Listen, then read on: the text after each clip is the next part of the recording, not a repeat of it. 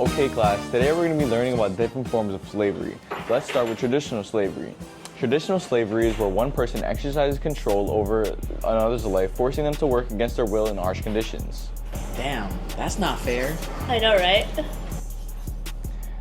They were labeled as properties and could be sold, traded, leased, or mortgaged out for resources.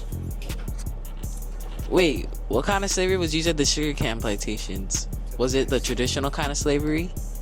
Good question. Although some of the traditional slavery was used on plantations, it was mainly bonded labor, or more commonly known as debt slavery. Has anyone heard about it before? Yes, I've heard about it.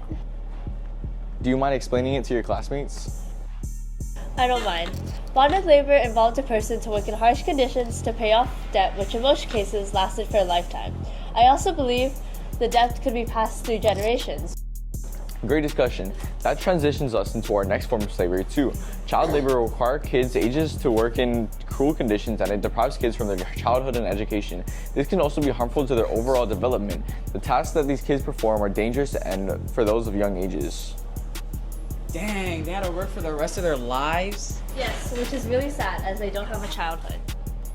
Basically, slaves were never treated equally until much later in the history timeline, but we'll get to that another day.